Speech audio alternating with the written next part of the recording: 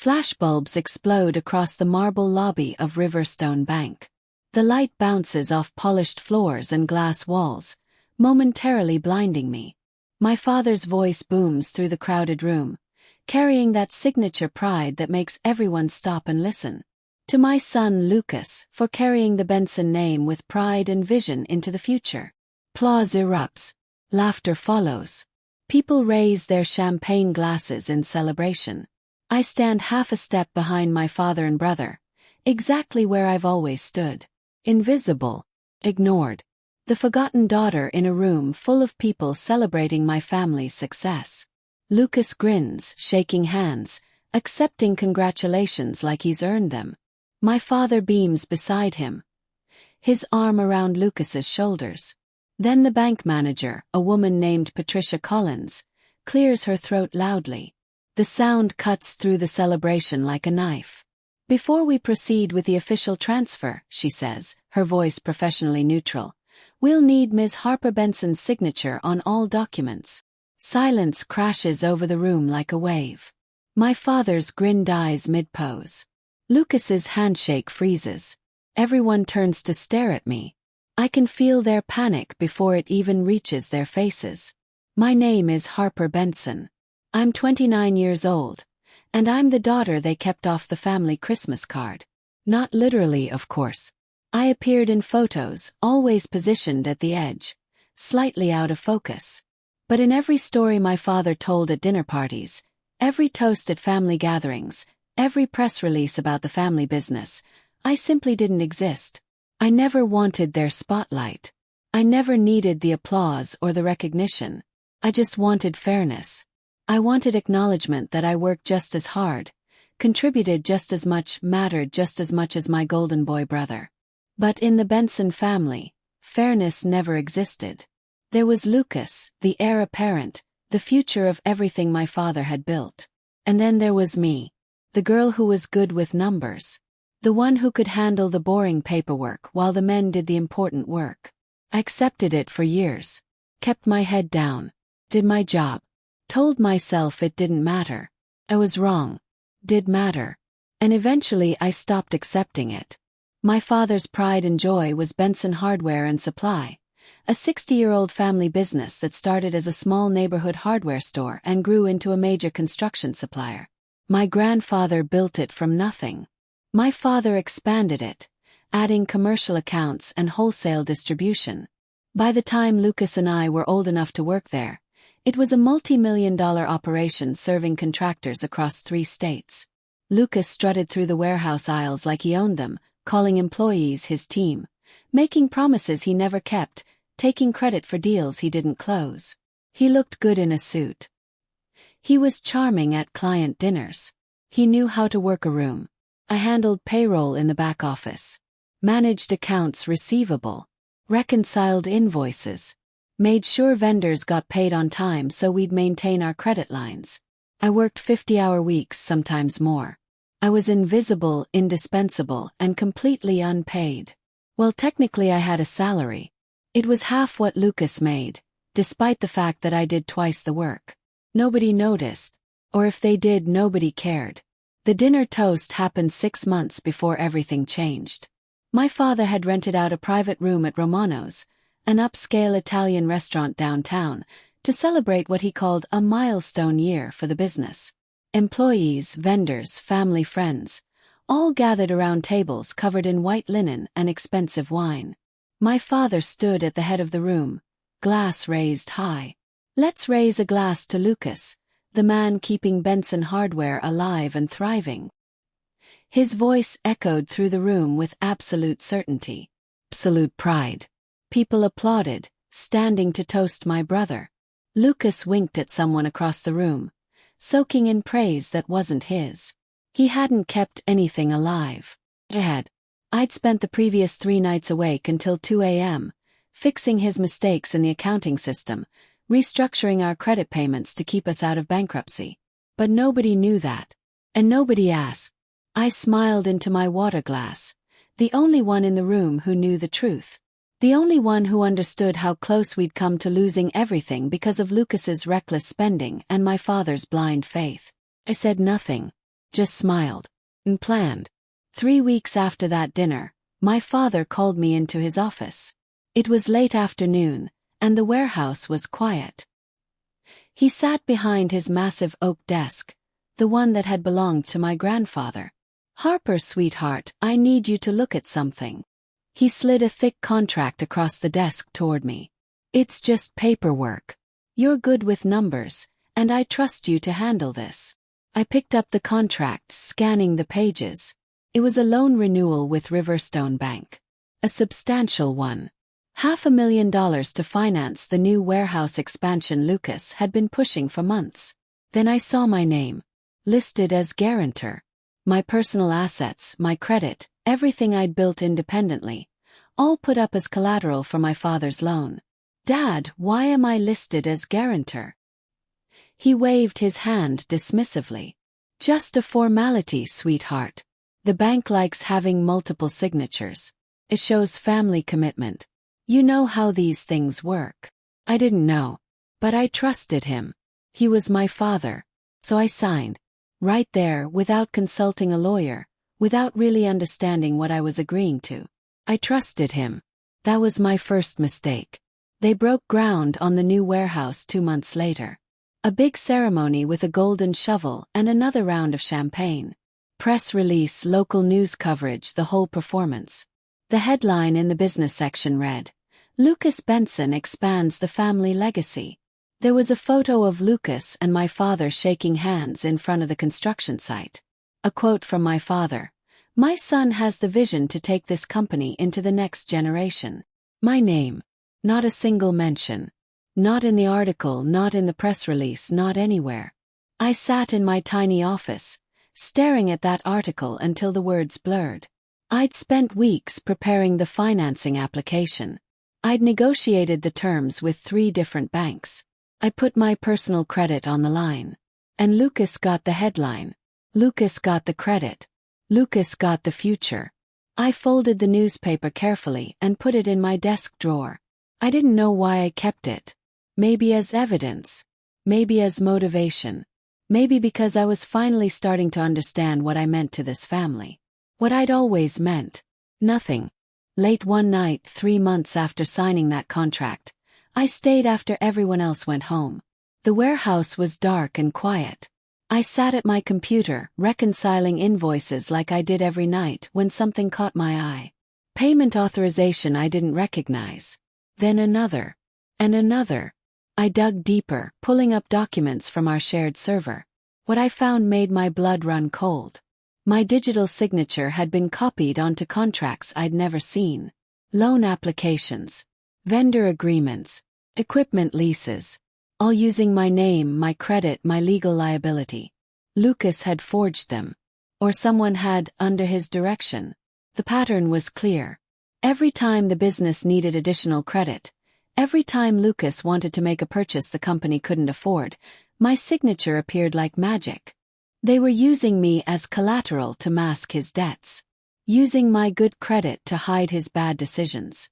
I sat in that dark office until 3 a.m., printing every forged document, saving every file to an external drive. My hands shook with rage, but my mind stayed clear. Evidence first. Confrontation later. I confronted my father the next morning. Walked into his office with a folder full of printed contracts. My signature forged on everyone. "Dad, we need to talk about these." He barely looked up from his coffee. "What about them? These aren't my signatures." "Well, they are, but they're copied. I never signed these contracts. Someone forged them." His expression shifted. Not to shock or concern. To annoyance. "Harper, you think I'd risk the company? Lucas just needs time to establish himself. The bank wants your name on things because you've got clean credit. It's a business decision. It's fraud. It's family." His voice hardened. "Don't be dramatic. You're part of this business whether you like it or not. I signed 1 contract as guarantor. Not 20. Well, maybe if you paid more attention to what Lucas is building instead of hiding in your office, you'd understand how business works." I stood there stunned. He wasn't going to apologize. Wasn't going to fix it. He saw nothing wrong with using me, with forging my signature, with putting my entire financial future at risk. 'Cause I was just Harper, the invisible daughter, the one who didn't matter. I didn't scream. I didn't cry. I didn't storm out dramatically. I documented everything, saved files, printed every forged page, made copies of copies, created a timeline showing when each fraudulent signature appeared and what it was used for. Then I did something they'd never expect. Something they taught me actually, in all those years of handling the family business finances.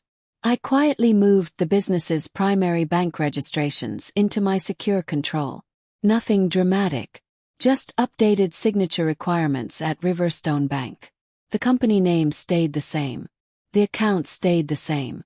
But every transfer, every loan, every major financial decision now required my personal signature to proceed.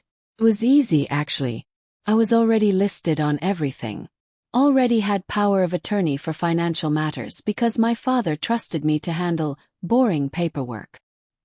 He'd given me the keys to the kingdom without realizing it. And I just changed all the locks. 2 weeks later, there was a family barbecue at my parents' house. The whole extended family came. Aunts, uncles, cousins I barely knew. Lucas brought his girlfriend, a woman named Amber who laughed too loud at his jokes. My father grilled steaks and told stories. Everyone gathered on the back patio, drinking beer and pretending we were the perfect American family. Then, inevitably, my father raised his glass. He couldn't help himself. Every family gathering became a celebration of Lucas. To Lucas, the future of the Benson legacy. The man who's taking this company to heights I never dreamed possible. Everyone cheered. Lucas stood, taking a bow, milking the applause. No mention of me. Not even and Harper, who helps with the books. Nothing. I was the accountant, the savior, the ghost who kept their dream alive. And I was invisible. I excused myself before my voice shook. Went inside to the kitchen, gripping the counter, breathing slowly. My mother found me there. Harper, don't be difficult. You know your father doesn't mean to leave you out. He does, Mom. He absolutely does. She sighed. Well, if you wanted recognition, you should have been more like Lucas. More visible. More confident. I left the barbecue early. Drove home in silence. And finished the plan I'd been building in my mind for weeks. I opened a side consultancy the next week. Harper Benson Financial. A simple website, a few business cards, a small office space I could barely afford. I helped small tradesmen with budgeting and bookkeeping. Contractors who were good at their craft but terrible at managing money. People who reminded me of my grandfather before the business got too big, too complicated. Nobody in the family cared. They barely noticed. When my father asked where I was spending my evenings, I said consulting work, and he nodded absently. My first real client was one of my father's old suppliers. A small lumber company that had been trying to get paid by Benson Hardware for 6 months. Your brother keeps promising the check's coming, the owner told me. But I'm about to take him to collections. I looked at his account. $15,000 in unpaid invoices. All due to Lucas ordering materials he couldn't pay for, making promises he couldn't keep. Let me help you, I said. I can make sure you get paid. I did. From my own savings initially. Then I restructured some of the business accounts I controlled.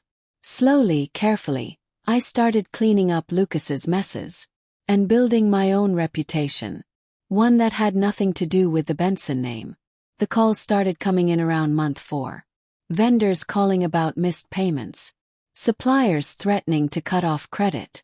The bank calling about late fees on equipment leases. Lucas blamed the bank for processing errors. My father blamed bad luck and the economy. Neither of them wanted to admit the truth. The truth was simple. Arrogance has interest rates. And theirs were compounding daily. Lucas had been spending like we were flush with cash. New trucks, expensive equipment, a company retreat to a resort none of the employees could actually afford to attend. Meanwhile, actual operational costs were being ignored. Payroll was late twice. Vendor payments were 90 days overdue. Our credit rating was dropping. I watched it happen from my little back office. Watched them spiral. Watched them make excuse after excuse. I could have fixed it. Could have stepped in, restructured everything, saved them from themselves. But I didn't. I just documented. And waited. Because I'd learned something important. You can't save people who don't want to be saved. You can only protect yourself from the fallout. I scheduled a private meeting with Patricia Collins, the bank manager at Riverstone Bank. She was a sharp woman in her 50s, someone who'd worked her way up without family money or connections. "Ms. Benson," she said, shaking my hand. "What can I do for you?" I laid out everything. The forged signatures. The mounting debt. The fraudulent use of my credit. I showed her my documentation, the timeline, the evidence.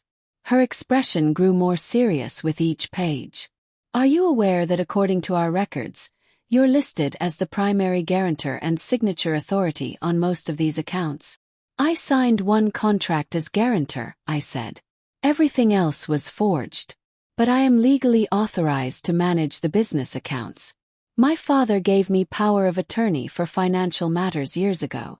She leaned back, studying me. "What exactly are you asking for, Ms. Benson?" "I want to make my control official. I want it documented that no major financial decisions can be made without my explicit, verified signature. And I want a public acknowledgement of ownership structure." Patricia raised an eyebrow. "That's going to cause some family tension." "I'm counting on it." She smiled slightly. "I'll make the arrangements." 2 weeks of quiet followed. I went to work every day. Smiled at my father. Nodded at Lucas. Acted like nothing had changed. Behind the scenes, paperwork was being filed. Legal documents were being updated. The bank was restructuring its records to reflect reality. Then Riverstone Bank sent an invitation. A renewal ceremony for the business loan. Public event with press coverage. A celebration of successful family business partnerships. My father called it a victory for the Benson name. He started planning his speech immediately. Lucas practiced his thank you remarks in front of the bathroom mirror. I heard him through the office wall, rehearsing humble phrases that made me want to laugh. I called it the final audit. The moment when everything I'd been planning would come together in front of cameras, colleagues, and family. Patricia called me the day before. "Are you sure about this? It's going to be quite the scene." "I'm sure." "All right then. See you tomorrow, Ms. Benson." I hung up and allowed myself a small smile. Tomorrow, everyone would finally see what I'd always been. Not the invisible daughter. Not the forgotten one. The one who actually owned everything. They arrived at Riverstone Bank in their best suits, all smiles and confidence. My father wore his lucky tie, the blue one he'd worn to every major business milestone. Lucas had gotten a fresh haircut, looking polished and professional. Employees had been invited. Local press. Business partners. The bank's marble lobby was crowded with people, all there to witness the Benson family's continued success. Lucas practiced his speech in front of the lobby mirror while my father worked the room, shaking hands, telling stories. The center of attention, exactly where he loved to be. I waited in the back, near the tall windows overlooking the street. Invisible as always. Wearing a simple gray suit, carrying a leather folder, watching everything unfold. Patricia caught my eye from across the room and gave a barely perceptible nod. Everything was ready. My father moved to the center of the lobby. Cameras positioned themselves. Someone tapped a microphone. The ceremony was beginning. That's when Patricia stepped forward and called my name. "Ms. Harper Benson, if you could join us at the front, please." The room shifted. Everyone turned to look at me. My father's smile faltered slightly, confused. I walked forward calmly, folder in hand, while their celebration began to crumble. Patricia stood at a small podium, official documents spread before her. My father and Lucas flanked her on one side. I stood on the other, separated by about 6 feet and a lifetime of dismissal. "Before we finalize today's proceedings," Patricia said, her voice carrying clearly through the now silent room. "We'll need Ms. Harper Benson's signature on all documents to complete the ownership transfer and loan renewal." My father blinked. Once. His smile frozen in confusion. "There must be some mistake," he said, his voice uncertain. "I'm the owner. I'm the one renewing the loan." Patricia's expression remained professionally neutral. "Actually, Mr. Benson, according to our updated records and the legal documentation filed with this bank, Ms. Harper Benson is the majority signatory on every account associated with Benson Hardware and Supply. No major financial decisions can proceed without her explicit authorization." Lucas finally found his voice. "What? That's not right. Dad's the owner." "Your father is listed as the principal operator," Patricia continued. "But legal control of finances, assets, and accounts rests with Ms. Benson. This was documented through the power of attorney she's held for years and formalized 2 weeks ago through proper legal channels." Camera clicked. Someone whispered. The room was so quiet I could hear traffic outside through the thick glass windows.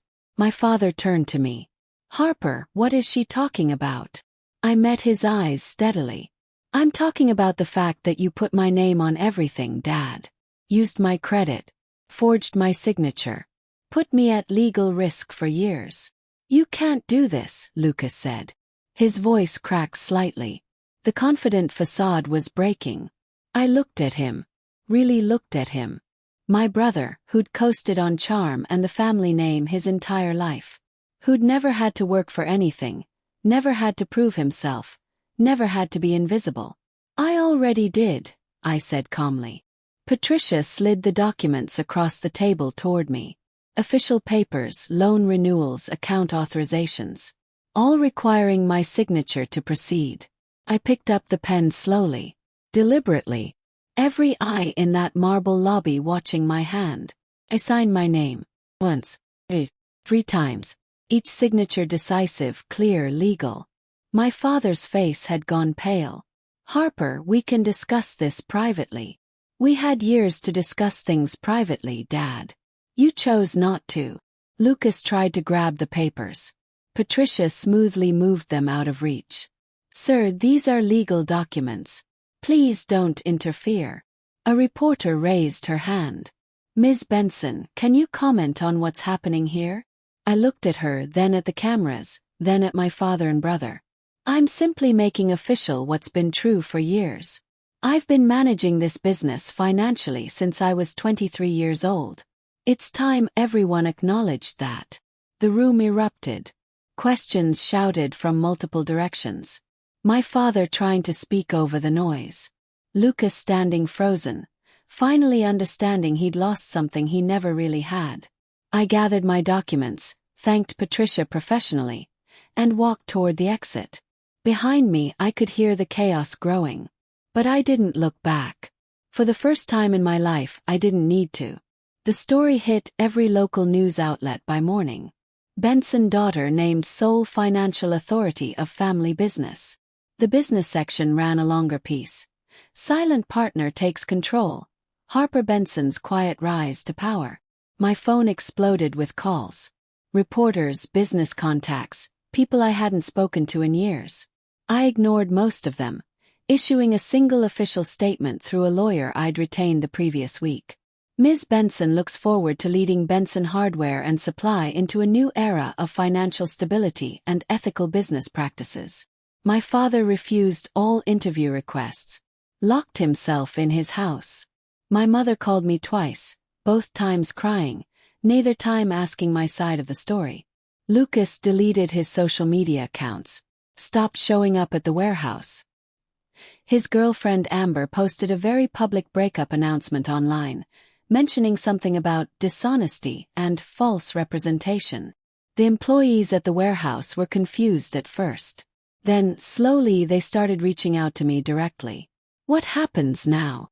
Are we still getting paid? Is the business closing?"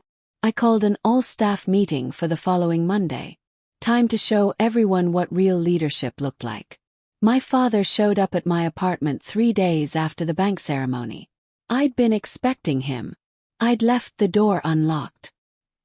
He walked in without knocking, looking older than I'd ever seen him. Defeated. "You betrayed us," he said. No greeting. No preamble. I was sitting at my kitchen table, laptop open, reviewing vendor contracts. I didn't stand up. "No, Dad. You used me. For years. You forged my signature, put my credit at risk, took credit for my work, and treated me like I didn't matter. I just stopped helping you lie. That business is my legacy. That business only survived because of me. Because I fixed Lucas's mistakes. Because I managed the finances you both ignored. Because I worked 60-hour weeks while you gave speeches about Lucas's vision." He shook his head. "You're angry. Understand. But you can't just take over." "I didn't take over anything. You gave me power of attorney. You put my name on the accounts. You made me the guarantor. You just assumed I'd never use that authority. That I'd stay quiet and invisible forever." We stared at each other across the kitchen. My father, who'd built an empire on my grandfather's foundation. And me, who'd saved that empire while being erased from its story. Finally he left. Walked out without another word. The door closed quietly behind him. For the first time, the house he'd built felt smaller than me. The shift in the business world happened faster than I expected. Within 2 weeks, vendors who'd been threatening legal action were reaching out with respect instead of anger. A supplier I'd been working with called personally. "Ms. Benson, I just want to say we're relieved you're taking charge. We always knew you were the one actually running things." Another vendor sent flowers with a card. "To honest business." Finally, employees started coming to me with questions they'd never asked before. About efficiency improvements. About better equipment. About fair scheduling. Actually listened, something my father and Lucas had never done. I rebranded slowly, carefully. New logo, subtle but different. New contracts that emphasized ethical practices and prompt payment. No speeches. No press conferences. Just steady, professional work. The company's credit rating started improving within a month. Vendors stopped threatening collections. The atmosphere in the warehouse shifted from tense to hopeful. I hired a new operations manager. A woman named Kara who'd been passed over for promotion 3 times because my father preferred promoting men. She was brilliant, efficient, and grateful for the opportunity. Together we started rebuilding. Not my father's vision. Not Lucas's empty promises. Something real. Lucas tried starting a rival business 2 months later. Benson Construction Supply. Apparently creativity wasn't his strength. He announced it on social media with confidence, posting about new beginnings and true family values. Several of my father's old golf buddies liked the post, showing support. But when Lucas went to the banks for startup financing, he hit a wall. Every bank asked the same question. "Who's your guarantor?" He had no one. His credit was destroyed from years of reckless spending. My father's name was tainted by the scandal. And me. I wasn't returning his calls. He tried listing my father as guarantor, but the banks saw through it. They knew who really controlled the Benson assets. And that person wasn't helping Lucas anymore. His business never launched. The website stayed under construction. The warehouse space he'd leased sat empty. Within 3 months, the whole venture collapsed.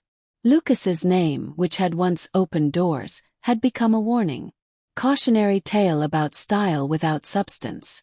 My father tried to help him, I heard. Offered what money he still had personal access to. But it wasn't enough.